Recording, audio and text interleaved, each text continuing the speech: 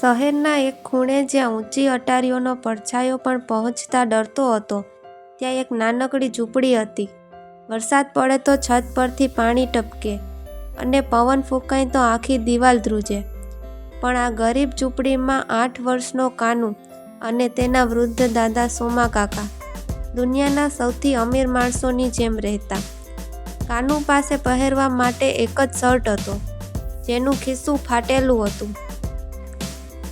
પણ એ ફાટેલા ખિસ્સામાં તે આખા આકાશના સપના સાચવીને ફરતો. સોમા કાકા આખો દિવસ શહેરમાં ભંગાર વીણતા. કાનુ પણ તેમની સાથે જ હતો. એક દિવસ સવારના પહોરમાં કાનુએ પૂછ્યું કે દાદા, આપણે ક્યારેય મોટી ગાડીમાં બેસીશું? પેલી લાલ ગાડી જેવી. સોમા કાકાએ કાનુના માથે હાથ ફેરવ્યો અને ભીની આંખે હસીને કહ્યું કે બેટા, નસીબ બદલાતા વાર નથી લાગતી. બસ તું તારી મહેનતનું પાકીટ ક્યારેય ખાલી ન થવા દેતો. તે દિવસે કચરાના ઢગલામાં કાનુને કંઈક ચળકતું દેખાયું. તેણે દોડીને જોયું તો એક જૂની ધૂળથી ભરાઈ ગયેલી ડાયરી હતી. તેના પાના પીળા પડી ગયા હતા, પણ તેનું પુઠ્ઠું કોઈ કિંમતી કાપડનું બનેલું હોય તેવું લાગતું હતું. કાનુને લાગ્યું કે આ કોઈ સામાન્ય ચોપડી નથી. તેણે ડાયરી છાતીએ વળગાડી દીધી. સોમા કાકાએ તેને જોઈને કહ્યું કે કાનુ, આ તો કોઈ ભણેલા માણસની મૂડી લાગે છે. આપણે આને વેચવી નથી, સાચવીને રાખવી છે. સાંજ પડી રહી હતી. આકાશ લાલચોળ હતું. કાનુ અને દાદા ઘરે પરત ફરી રહ્યા હતા ત્યારે અચાનક રસ્તા પર એક મોટી ભીડ જામી હતી. એક વૃદ્ધ શેઠ રસ્તા પર બેભાન અવસ્થામાં પડ્યા હતા. લોકો ઊભા રહીને ફોટા પાડતા હતા, પણ કોઈ મદદ માટે આગળ આવતું નહોતું. કાનુએ દાદાનો હાથ ખેંચ્યો કે દાદા, પેલા દાદાને વાગ્યું છે, આપણે તેમને બચાવવા પડશે. સોમા કાકા પાસે દવાખાનાના પૈસા નહોતા, પણ હિંમત ઘણી હતી. તેમણે કાનુની મદદથી એ શેઠને રિક્ષામાં બેસાડ્યા. રિક્ષાવાળાએ પૈસા માંગ્યા તો સોમા કાકાએ પોતાની વર્ષો જૂની ચાંદીની વીંટી કાઢીને આપી દીધી, જે તેમની છેલ્લી મિલકત હતી. હોસ્પિટલ પહોંચ્યા પછી ડૉક્ટરે કહ્યું કે જો 5 મિનિટ મોડું થયું હોત તો આ શેઠ બચ્યા ન હોત. કાનુ હોસ્પિટલના સફેદ વરંડામાં બેઠો હતો. તેનું પેટ ભૂખથી રડતું હતું, પણ મનમાં સંતોષ હતો. અચાનક તેને યાદ આવ્યું કે પેલી જૂની ડાયરી તેણે હોસ્પિટલની બેન્ચ પર જ મૂકી દીધી હતી. ત્યારે તે લેવા ગયો. ત્યારે તેણે જોયું કે એ ડાયરીનો એક ખૂણો ફાટેલો હતો અને તેમાંથી એક નકશો બહાર દેખાઈ રહ્યો હતો. હોસ્પિટલના એ ઠંડા ઓરડામાં મશીનોનો ટીક ટીક અવાજ આવતો હતો. પેલા વૃદ્ધ શેઠે ધીમેથી આંખો ખોલી. સામે સફેદ દાઢીવાળા સોમા કાકા અને ફાટેલા શર્ટમાં સજ્જ નાનકડો કાનુ ઊભા હતા. શેઠનું નામ શાંતિલાલ હતું, જે શહેરના ખૂબ મોટા ઉદ્યોગપતિ હતા, પણ આજે કુદરત સામે તે લાચાર હતા. તેમની નજર કાનુના હાથમાં રહેલી પેલી જૂની ડાયરી પર પડી. શાંતિલાલ શેઠની આંખોમાં ચમક આવી ગઈ. તેમણે ધ્રુજતા અવાજે પૂછ્યું કે બેટા, આ ડાયરી તને ક્યાંથી મળી? કાનુએ નિર્દોષતાથી જવાબ આપ્યો કે દાદા, આ તો ભંગારના ઢગલામાંથી મળી હતી. મને લાગ્યું કે આમાં કોઈના સપના છુપાયેલા હશે, એટલે મેં સાચવી લીધી. શેઠની આંખો ભીની થઈ ગઈ. તેમણે કહ્યું, આ માત્ર ડાયરી નથી, આ મારા સ્વર્ગસ્થ પિતાજીની યાદગીરી છે, જે 5 વર્ષ પહેલાં ચોરી થઈ ગઈ હતી. આમાં અમારા વડવાઓના હસ્તાક્ષર અને જીવનના મૂલ્યો લખેલા છે. સોમા કાકાએ હાથ જોડીને કહ્યું, શેઠજી, અમને નથી ખબર કે આ કોની છે, બસ આપ સાજા થઈ જાઓ, એ જ મોટી વાત છે. શાંતિલાલ શેઠ સોમા કાકાની નિસ્વાર્થ ભાવના જોઈને ગદગદ થઈ ગયા. જે માણસ પોતાની છેલ્લી વીંટી વેચીને અજાણ્યાનો જીવ બચાવ્યો હોય, એનાથી મોટું નસીબ બીજું શું હોઈ શકે. બીજા દિવસે શાંતિલાલ શેઠે સોમા કાકા અને કાનુને પોતાના ઘરે બોલાવ્યા. જ્યારે કાનુએ એ મોટો બંગલો જોયો ત્યારે તેની આંખો પહોળી થઈ ગઈ. તેણે ક્યારેય વિચાર્યું પણ નહોતું કે દુનિયામાં આટલા મોટા ઘર પણ હોય છે. શેઠે સોમા કાકાને કહ્યું, તમે મારો જીવ બચાવ્યો છે અને મારા પિતાજીની અમાનત પાછી આપી છે. હું તમને ઘણું બધું આપવા માંગુ છું. પણ સોમા કાકાએ નમ્રતાથી ના પાડી દીધી. તેમણે કહ્યું કે શેઠ, મદદના બદલામાં પૈસા લઈએ એ સોદો કહેવાય, સેવા નહીં. મારે કંઈ નથી જોઈતું. શેઠ આશ્ચર્યચકિત થઈ ગયા.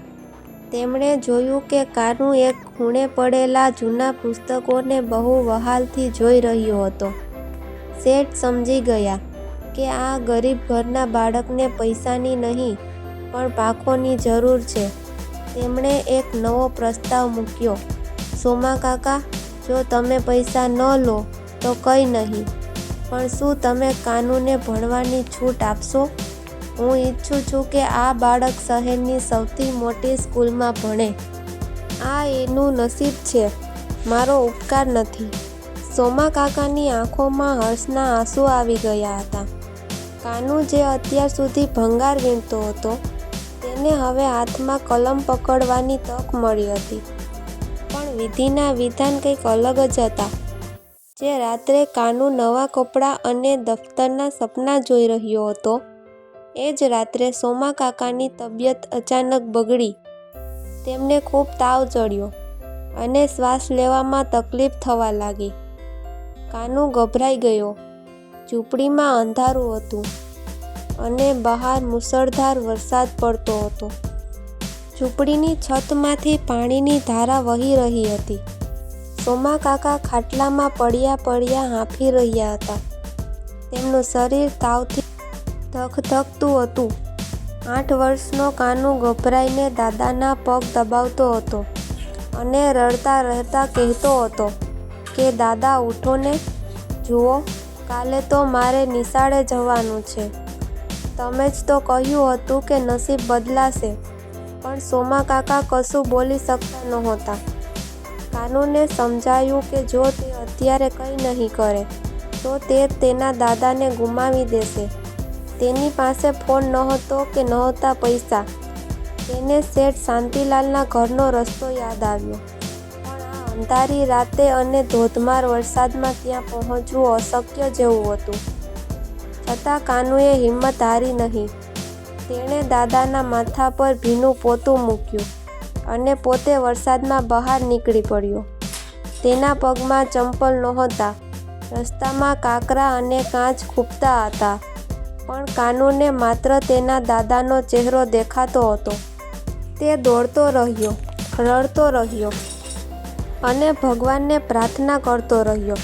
જ્યારે તે શાંતિલાલ શેઠના બંગલે પહોંચ્યો ત્યારે દરવાજો બંધ હતો. કાનુએ લોખંડના મોટા દરવાજા પર પોતાના નાનકડા હાથોથી મુક્કા માર્યા. શેઠજી, દરવાજો ખોલો, મારા દાદાને બચાવી લો. 5 મિનિટ, 10 મિનિટ. અંતે ચોકીદારે દરવાજો ખોલ્યો. કાનુની હાલત જોઈને તે ચોંકી ગયો. તે આખો ભીંજાયેલો હતો અને તેના પગમાંથી લોહી નીકળતું હતું. સમાચાર મળતા જ શાંતિલાલ શેઠ નીચે આવ્યા. કાનુ તેમના પગમાં પડી ગયો. શેઠજી, મને ભણતર નથી જોઈતું, મને કંઈ જ નથી જોઈતું. બસ મારા દાદાને બચાવી લો. એમના વગર મારું કોઈ નથી. શેઠે તરત જ પોતાની એમ્બ્યુલન્સ અને ડૉક્ટરની ટીમ સોમા કાકાની ઝૂંપડીએ મોકલી. ડૉક્ટરોએ જણાવ્યું કે સોમા કાકાને ન્યુમોનિયા થયો છે. તેમને તાત્કાલિક હોસ્પિટલના આઈસીયુમાં ખસેડવામાં આવ્યા. કાનુ હોસ્પિટલના કાચના દરવાજાની બહાર ઊભો રહીને અંદર મશીનો વચ્ચે ઘેરાયેલા દાદાને જોતો રહ્યો. તેની આંખોમાંથી સતત આંસુ વહેતા હતા. તે રાત્રે કાનુએ હોસ્પિટલના ખૂણામાં બેસીને પેલી જૂની ડાયરી ખોલી. તેને યાદ આવ્યું કે તેમાં એક નકશો હતો. તેણે ધ્યાનથી જોયું તો એ નકશો કોઈ ખજાનાનો નહીં પણ એક જૂના આશ્રમનો હતો, જે શેઠના પિતાએ ગરીબ બાળકો માટે બનાવ્યો હતો. ડાયરીના છેલ્લા પાને લખ્યું હતું, સાચી સંપત્તિ પૈસા નથી, પણ એ હાથ છે જે બીજાના આંસુ લૂછવા માટે લંબાય છે. કાનુને સમજાયું કે તેના દાદાએ આખી જિંદગી આ જ કર્યું હતું. સવાર પડી, પણ ડૉક્ટરના ચહેરા પર ચિંતા હતી. તેમણે શાંતિલાલ શેઠને બોલાવીને ધીમેથી કંઈક કહ્યું, જે સાંભળીને શેઠના ચહેરાનો રંગ ઉડી ગયો. શેઠજી, સોમા કાકાની હાલત બહુ નાજુક છે. ઉંમર અને શરીરમાં નબળાઈને કારણે દવાઓ અસર નથી કરતી. હવે માત્ર ચમત્કાર જ તેમને બચાવી શકે છે. કદાચ આ તેમની છેલ્લી કલાકો છે.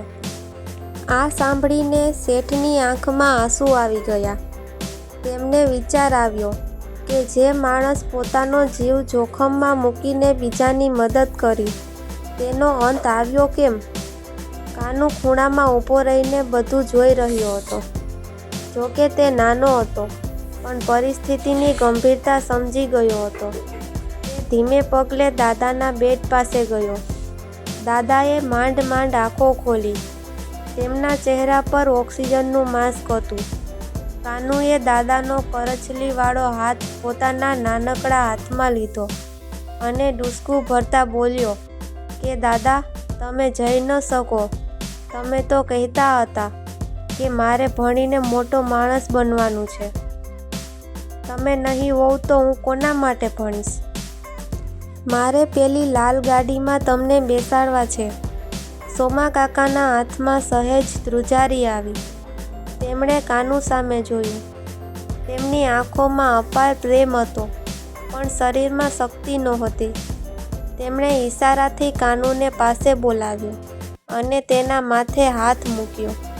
એ આશીર્વાદ હતા કે વિદાય, એ કોઈ સમજી શકતું નહોતું. એ જ ક્ષણે મોનિટર પરની લાઈનો સીધી થવા લાગી અને બીપ બીપ અવાજ તેજ થયો. ડૉક્ટરો દોડી આવ્યા અને કાનુને બહાર મોકલી દીધો. કાનુ હોસ્પિટલના મંદિર પાસે જઈને બેસી ગયો. તેણે ભગવાનને ફરિયાદ ન કરી, પણ વિનંતી કરી કે હે ભગવાન, મારા દાદાએ ક્યારેય કોઈનું ખરાબ નથી કર્યું. તેમણે હંમેશા બીજાની મદદ કરી છે. આજે એમના બદલામાં મારું નસીબ લઈ લો, પણ એમને પાછા આપી દો. બરાબર એ જ સમયે શાંતિલાલ શેઠને પેલી જૂની ડાયરીનો વિચાર આવ્યો. તેમણે ડાયરીના પાના ઉથલાવ્યા. ડાયરીના એક ગુપ્ત ખાનામાં એક જૂની ચિઠ્ઠી મળી, જેમાં એક ખાસ દેશી વૈદ્યરાજનું નામ અને સરનામું લખેલું હતું. જેઓ ફેફસાની બીમારીના નિષ્ણાત હતા અને શેઠના પિતાના પરમ મિત્ર હતા. શેઠે વિલંબ કર્યા વગર પોતાની પ્રાઇવેટ ગાડી દોડાવી અને એ વૈદ્યરાજને હોસ્પિટલ લઈ આવ્યા. કલાકો સુધી અંદર સારવાર ચાલી. બહાર બેઠેલો કાનુ પ્રાર્થનામાં લીન હતો. આખું હોસ્પિટલ શાંત હતું. અચાનક આઈસીયુનો દરવાજો ખુલ્યો. વૈદ્યરાજ બહાર આવ્યા અને હસીને કાનુના ગાલ ખેંચ્યા. બેટા, તારા દાદા બહુ હિંમતી છે. તેમણે મરણને પણ માત આપી દીધી છે. હવે તેઓ જોખમની બહાર છે. કાનુના આનંદનો પાર ન રહ્યો.